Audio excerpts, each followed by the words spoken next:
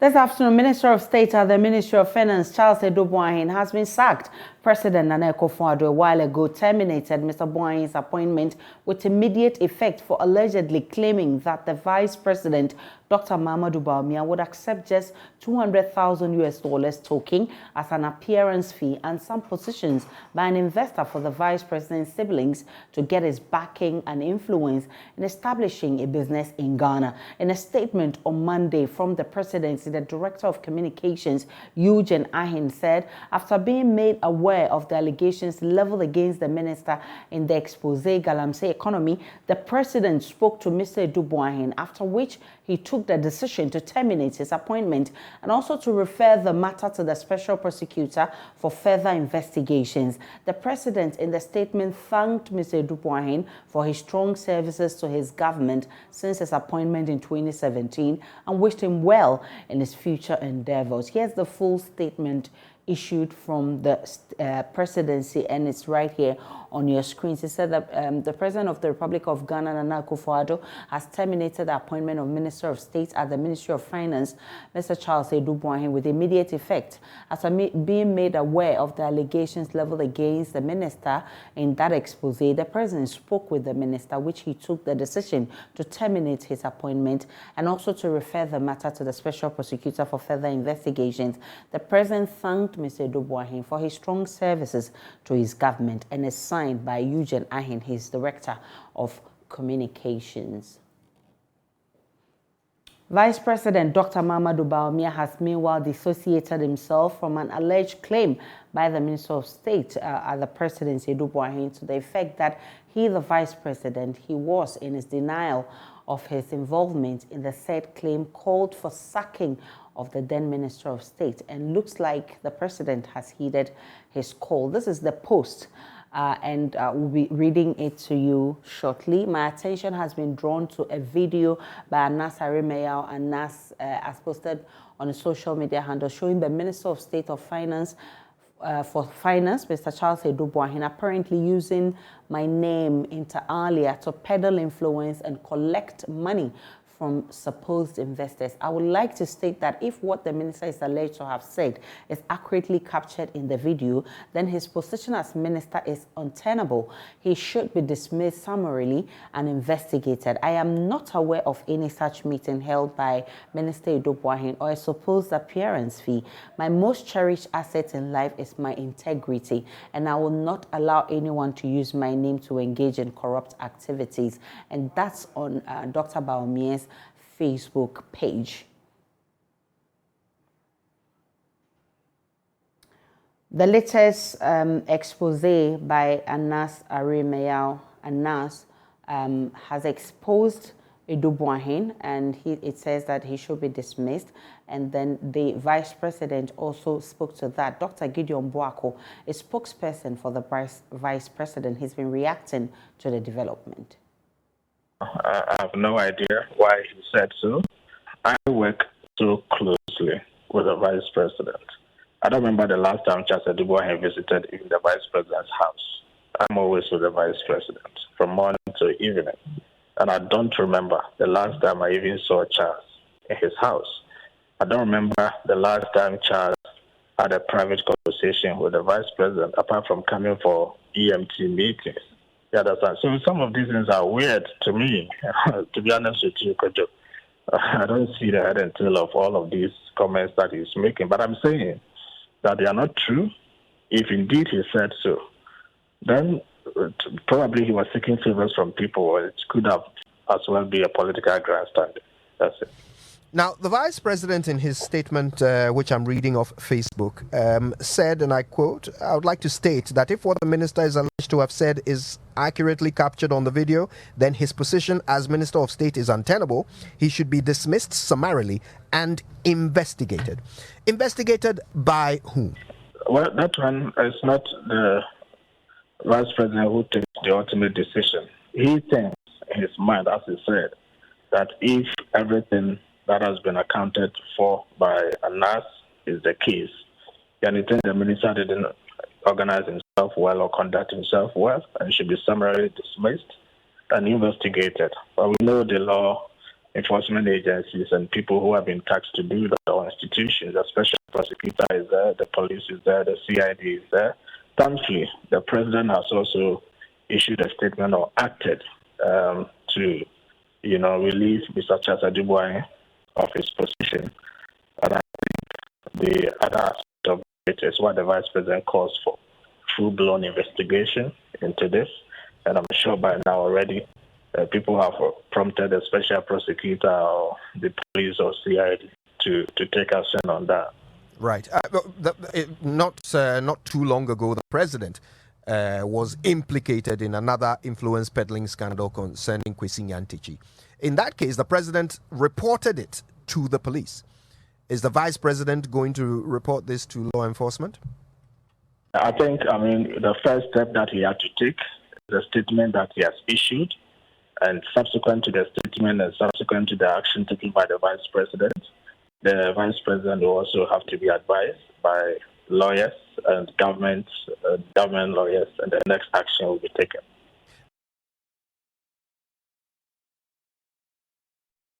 Express concern over the retrogression of the country's investment drive. We can now speak with an investment banker, William Mensah, on what our investment drive situation looks like. I'm grateful for your time, Mr. William. How serious is the fact that investors are folding up because of our economic situation? Okay, so I wouldn't say that investments are folding up necessarily. I think what is happening is there is quite a little bit of uncertainty in the market. We are all aware that with our intention of joining the IMF, there has to be a debt sustainability plan. The speculations as to what that plan would entail has led to a situation where investors are a little uncertain. As you may be aware, over the last 4 weeks, government has fallen short of meeting its target for treasury bill auctions. Now, that also is a sign that people are not too sure where to put their money. If I buy the government security today, what is going to happen with the debt sustainability? Is my tenure going to be extended? I wanted to get my money 91 days. Is it going to be said that your money would only be paid to you a year or 2 years from now? So it is the uncertainty on the market that is leading to a situation where the volume and activity on the investment space we are seeing is not what would be desirable under normal market conditions. Is it a hopeless situation? Can we ever get out of this? No, it's not a hopeless situation at all. I think that a lot of countries have been in situations like this, and even in Ghana, we have had some tough times before. We are hopeful, or we've heard from government circles that at least by end of this year, we are going to have a staff level agreement with IMF. Once that is done, I think some kind of certainty will come back into the market. But ultimately, it is the details on what government's debt sustainability plan will entail that will bring the kind of peace and quiet we want in the market. I'm sure. Go ahead. Financial markets are used to bad news. Markets can handle bad news if they know the extent of the bad news they are dealing with. But it is when we don't know, that is where the problem is, because you cannot even price it in. So as long as we know what exactly we are dealing with, I think things will go back to some form of normalcy. I believe you've been following the conversation about the vice president's name being dragged into a conversation that all you need is to pay $200,000 to be able to invest in this country. Is that what goes on? I mean, is that what you have to face as an investor, and the reason we are not having more of them coming in?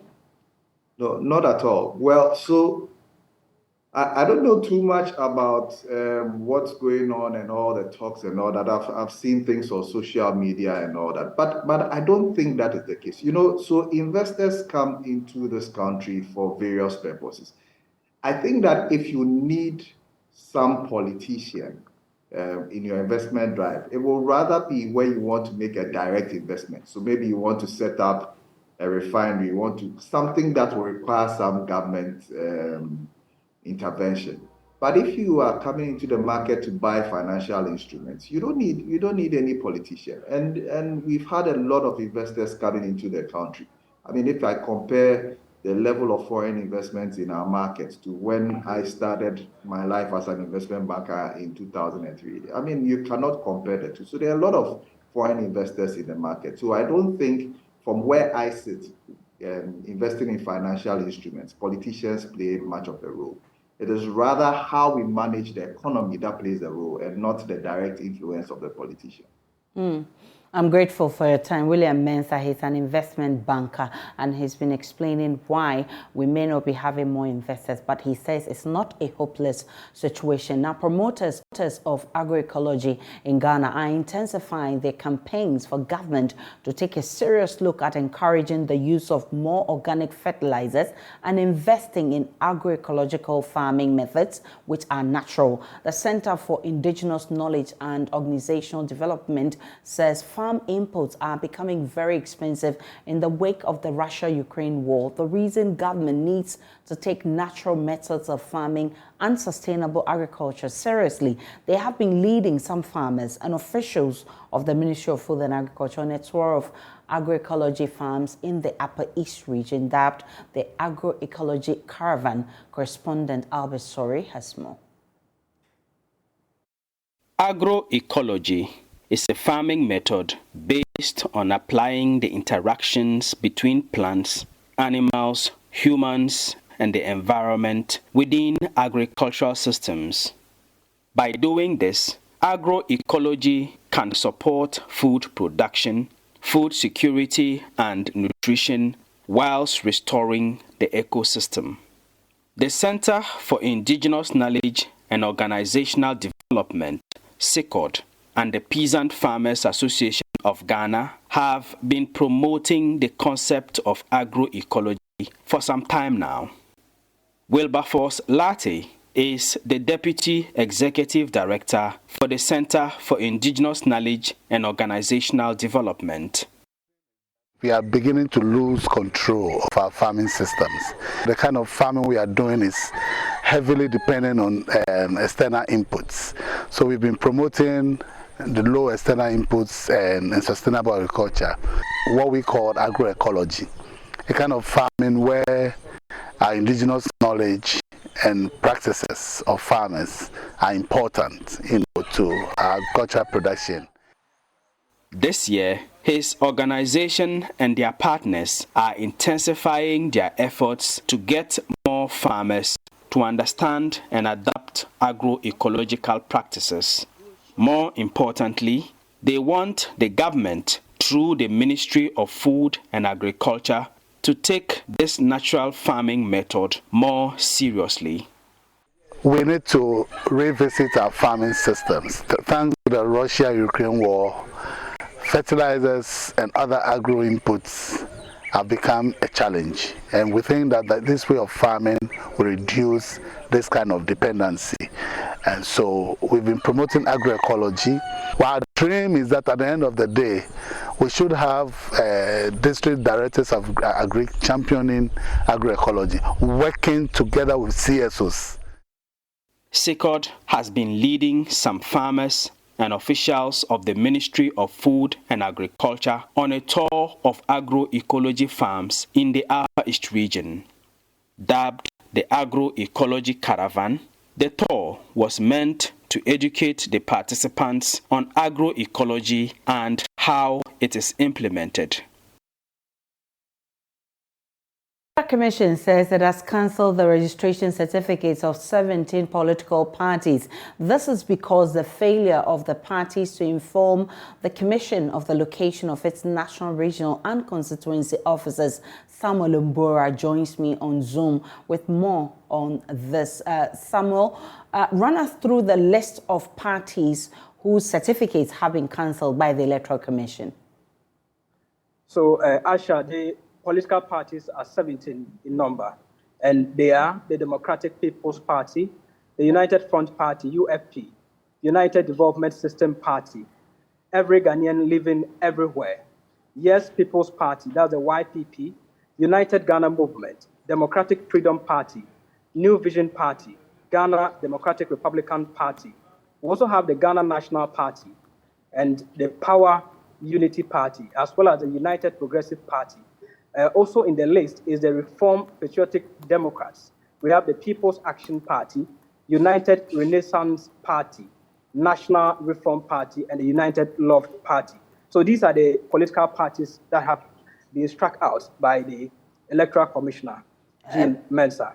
Mbura, if they didn't have offices at the regional and national levels, how did they even get the certificates in the first place? Did the EC explain that? That explanation has not come forth, but we do remember that sometime 3 months ago, the Electoral Commission embarked on the inspection of the political parties, their offices across the country. And this decision is informed by the findings of their visit to these political parties' offices to inspect their audited accounts and their physical presence at all parts of the country, or in all parts of the country. How are the parties responding to this? Have you had any reaction from these parties? We are yet to get the reactions from these political parties that have been listed or have been struck out by the Electoral Commission. Samuel Mbura is our reporter at JoyNews. He will be bringing you more of this in our subsequent bulletins. Now, 52-year-old businessman Abdul Nasser Sani has been retained as the Upper West Regional Chairman of the National Democratic Congress, polling 227 votes to defeat his challenger, Adam Al-Hassan Randi, who polled 157 votes. The regional secretary of the party, Charles Duwanga, also retained his position, flaming out the ambition of the former regional youth organizer, Nicodemus Derry. JoyNews' Upper West Regional correspondent, Rafiq Salam, reports that 4 incumbent executives lost their positions. 4 years ago, the Limairi-Boro starlet, Abdul Nasser Sani, entered the chairmanship contest as a clear favorite, competing against a weakened and underperformed incumbent chairman who lost everything, including 4 parliamentary seats to the MPP in the 2016 election and won by a landslide. This election is therefore a referendum on the leadership of Abdul Nasser Sani, popularly known as Chairman Bonas. The dynamics of this election is however different, with varied interest from several stalwarts and financiers of the party whose names are not on the ballot papers but want to pull strings in the party for their personal interest. Chairman Bonas, however, wants the status quo to remain focused on the party's project of winning all 11 parliamentary seats, coupled with an increased presidential votes for the party, given another 4-year mandate. His lone challenger, 42-year-old business project consultant Adam Al-Hassan Randi, agrees. However, he wants a change in the state captainship. 384 delegates have the mandate to decide their fate. The choreographed arrangement of the voting hall did little to reduce the tension and deep-seated rift. The highest point was when Adams Randi stepped up to exchange pleasantries with a high table and was given a cold shoulder. Former defense minister and chairman of the Council of Elders of the NDC, Alhaji Mohammed Risu, was admonishing the delegates to do the needful, went in for the jugular of the ruling MPP. We are a family. We can never do anything right if we are not united. Look at the present government we have today, the disorder in NPP, because there is no rule for them to follow. Let us conduct this Congress, this election with honesty. Don't go and nominate or select people who cannot lead us. After close to 3 hours of voting and sorting of the ballots, Upper West Regional Director of the Electoral Commission, Ali Osman Ademu, declared the results retaining Bonas as the NDC Regional Party's chair, together with his scribe, lawyer Charles Luanga Pozun, who defeated Old Foe and former regional youth organizer Nicodem was there. Charles Luanga Pozun polled 233 votes. Nicodemus NBD Derry polled 151 votes, and Charles Luanga Pozun is declared the winner of the election. Abdul Nasser Sani polled 227 votes, and Al Hassan Adams polled 157 votes. No rejected votes. 384 people cast the votes. United we stand, divided we fall. I'm opening my doors to call on whoever. There's no loser, there's no winner. We have all won. The Wa police has in their custody a 45-year-old man suspected to have been selling fake and unwholesome drugs to the unsuspecting public. The unregistered licensed drug dealer, Bapuriduya Emmanuel, who owns God's Blessing Herbal, was arrested by the FDA personnel from the Upper West office. JoyNews' Upper West region correspondent Rafiq Salam reports again. According to the acting Upper West regional director of the Food and Drugs Authority, Calvin Dafari, his outfit had a tip-off from the World magazine where the alleged fake drug dealer had been plying his trade, and they quickly mounted a search for him. So we traced and went to the World magazine, and he saw us and ran away. So we mounted surveillance for him, and we had him around 9 p.m. yesterday in the night. He was somewhere selling the drugs. When we caught him, we brought him to this place. We asked of where his manufacturing facility is. Initially, he was very resistant, but we pleaded and employed all our techniques. Then he brought us here. So when he brought us here, we saw that, as you can see, it's a single room. He does the production, he does everything in this room. It was also revealed that the 45-year-old owner of God's Blessing Herbal, Bapuriduya Emmanuel, started the act as civilian number 2 in the Wonchi municipality, where he claimed the market was not good, hence his relocation to the Upper West region. Further investigations revealed that he is not a licensed drug dealer, nor the drugs registered. So we asked whether the product was registered. He even told us that the product was registered. So we asked for the registration certificate or registration letter from the Food and Drug Authority. Lo and behold, he gave us an agenda, a program agenda that he attended in Bono region. And that was the program agenda he's using and telling people that Food and Drug Authority has registered his products.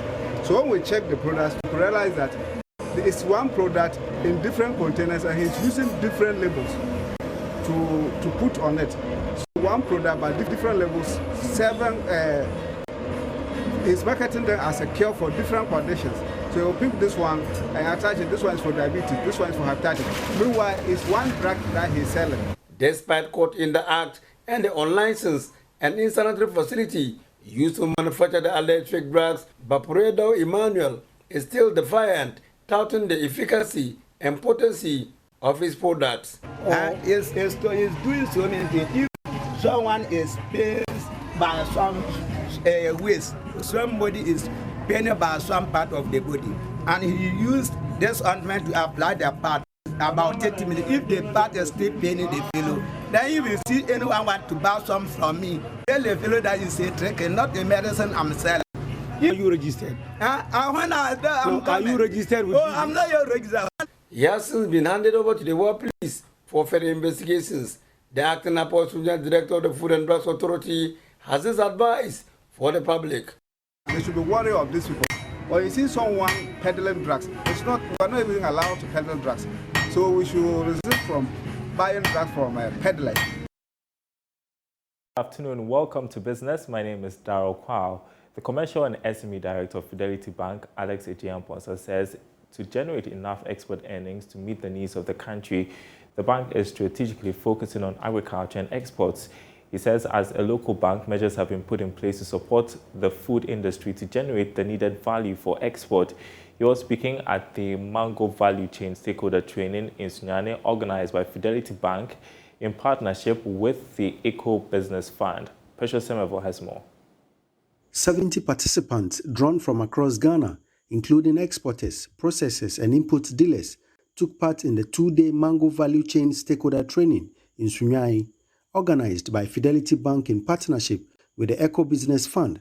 It's aimed at addressing bottlenecks in mango production and exports, such as pest and disease management, input sourcing, climate change certification, and access to finance, and also help improve the about 10 metric tons of mango per hectare and add value to the yields. Chairman of the National Mango Association, Anthony Botwe, believes with the right support, the sector would meet its expectations. Problems must be solved with inputs. You have to procure inputs. They have to be solved with knowledge. You need people who have the knowledge, and all these will cost money. Money is hard to come by, especially in the mango value chain. Mango is really lucrative, but you need to have the fruits to be able to make the money. And so with Fidelity and Eco Business coming in, we believe that they will make the necessary financing available for us to be able to buy the inputs, get the right resource persons to solve these problems. In other news, the Zonal Director for Ashanti, Bono East and Ahafo regions at the Ghana Export Promotion Authority, Jordan Kwame, has charged local manufacturers to work towards adding value to their products to enable them meet international standards before exporting them.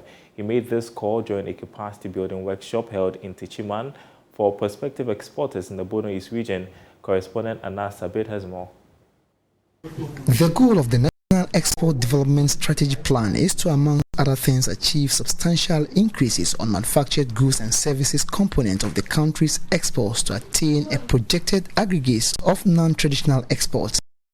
Speaking at a capacity building workshop for prospective exporters in Techiman, Zonal Director in charge of the Ashanti, Bono East and Ahafo regions at the Ghana Export Promotion Authority, George Dankwa said the move is to encourage local manufacturers to add value to their products before exporting them. We are trying to tell everyone in Ghana to add a bit of value to their products before exporting it.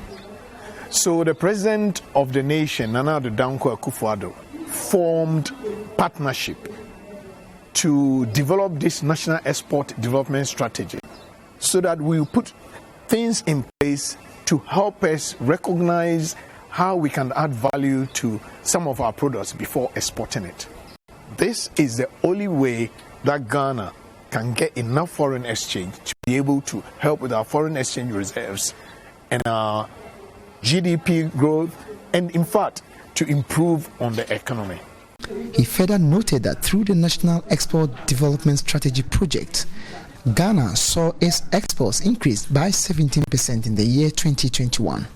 In fact, this year, 2021, when we were doing this national export statistics, we realized that we've been able, through these nets, to increase export by 17%.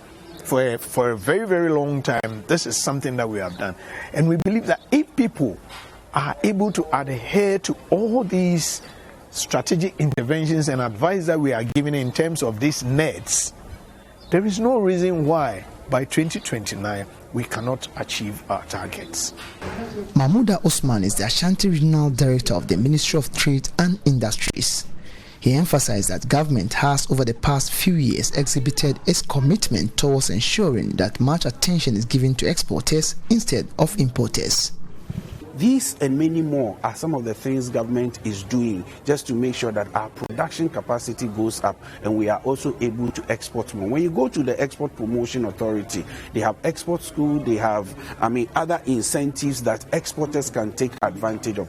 This sensitization we are doing, it's not for importers, it's for exporters. It tells you that government is shifting attention on people who want to export rather than those who are importing. Regional head for the Food and Drugs Authority in charge of the Bono East and Ahafo regions, Akuya Amponsa Owusu, encouraged local manufacturers to work towards meeting the standards of the international market as they work towards exporting them. We do training programs. We try to equip the manufacturers with the requisite knowledge in the good manufacturing practices so that they can satisfy the demands of the international market. There are standards. Whatever you want to produce, there are standards you must be able to subscribe to. So business news on the marketplace at the top of the hour. Stay tuned. Let's do sports here on Joy News today with me, Muftau Nabila. Just about an hour ago, the head coach of the Black Stars, Otto Addo, named his final 26-man squad for the FIFA World Cup that will be happening in Qatar later this month. The tournament starts on Sunday, and Ghana will be in action on Thursday against Portugal. We take a look at the squad. The goalkeepers is Manaf Nuruddin, Danlad Ibrahim, and Lawrence Atizigi. Manaf comes in for Wolcott, who got injured, whilst Danlad also stepped in for Richard Ofori, who also got injured. In defense, we have Dennis Odoy, Tariq Lamte, Aliudi Seidu, Daniel Amate, Joseph Edu, Alexander Jiku, Mohamed Salisu, Abdul Rahman Baba, and Gideon Mensah. For the midfielders, it's Andre Ayew, Thomas Partey, Elisha Owusu, Salis Abdul Samed, Mohamed Kudus, and Daniel Kofi Chre. If you take a look at the strikers that have been put together by the technical team, we have Daniel Afriye Banye, Kamal Sowa, Isaku Abdul Fattah, we have Osman Bukari, Inaki Williams, Antoine Selom Semenyo, Jordan Ayew, and Kamaldeen Sulemana. So these are the players Otto Addo will rely on to do Ghana proud in this year's FIFA World Cup. The last time the Black Stars participated in the tournament was in the 2014 edition, which was full of drama, where millions of dollars was flown over the seas to go and pay the appearance fees of the players. We understand immediately this list is submitted to FIFA, the government of Ghana will pay an appearance fee of $100,000 to each player who has made the final squad. Other officials who are also going to be receiving appearance fees would also be paid. We'll be bringing you those names subsequently in our bulletins. We appreciate your company with us here on Joy News today with me, Muftau Nabila. You can head on to myjoyonline.com and read some more sports stories. Up next is World News.